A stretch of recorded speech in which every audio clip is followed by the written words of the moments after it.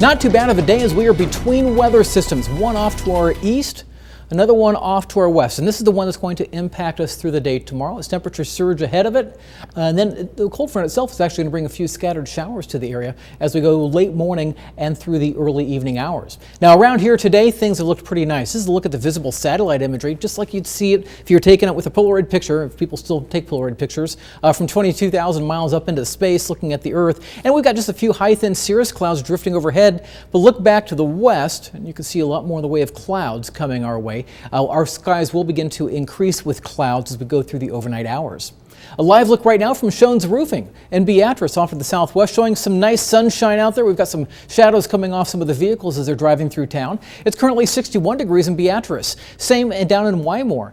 Northern portions of the county at 63 degrees at Highway 77 and 41. Fairbury coming in at 62. Take you north into Lancaster County right now. We're sitting right around 60 degrees. A little cooler in Firth and a little cooler as well at Branched Oak Lake. Head over towards Seward at 60 degrees there. It's 60 as well in Garland, 59 in Milford, 62 for those of you in Utica, 61 in York, and as we head out towards the Tri-Cities, temperatures starting to cool off just a little bit. It was 65 degrees in Kearney, now down to 63, 62 in Shelton, 62 in Doniphan, and 64 degrees in Grand Island, and 62 in Hastings. Which, by the way, I want to mention this evening in Hastings, if any of you have an interest in becoming a storm spotter, the National Weather Service from Hastings will be conducting or teaching a class tonight at 6:30 at the Hastings Museum in town. So head out there. It's a free class to take. They usually last about 90 minutes, and it's fascinating to learn more and more about the thunderstorms and what they're looking for and how you can report severe weather onto them. For us this evening, we'll see our temperatures going from 60 degrees at 6 o'clock. We'll be dropping down into the 40s and eventually into the upper 30s to low 40s tomorrow morning. Down to 39 at the airport in Lincoln, probably in town about 41. 39 in Beatrice, 40 in Seward. Winds tonight will be out of the south, 6 to 13 miles per hour. That's ahead of the cold front coming in. Now we're going to see a lot of clouds around tomorrow, so expect to see mainly cloudy skies, if not overcast. Some scattered showers will be possible as early as, let's say, about 11 o'clock in Lincoln, and the scattered showers will continue as we head towards the afternoon. Not heavy downpours by any means, but enough where you may have to turn the windshield wipers on once or twice. By 3 o'clock, we're looking at temperatures being the lower to mid 60s, and that's still the case as we get towards 5 and 6 o'clock, and it's about this time as we go to 7 o'clock, I think the chances for showers begins to wane pretty quickly.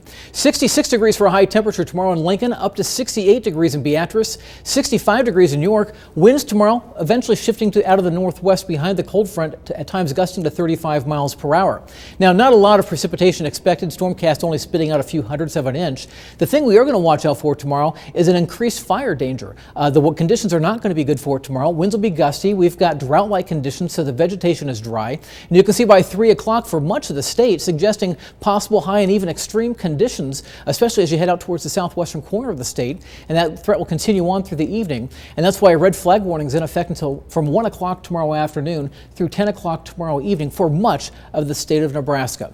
7-day forecast, cooling off Wednesday and Thursday behind the cold front and behind this weather system. It's going to remain windy as well. Scattered showers on a daily basis, but we'll be having highs only in the upper 40s by Thursday afternoon.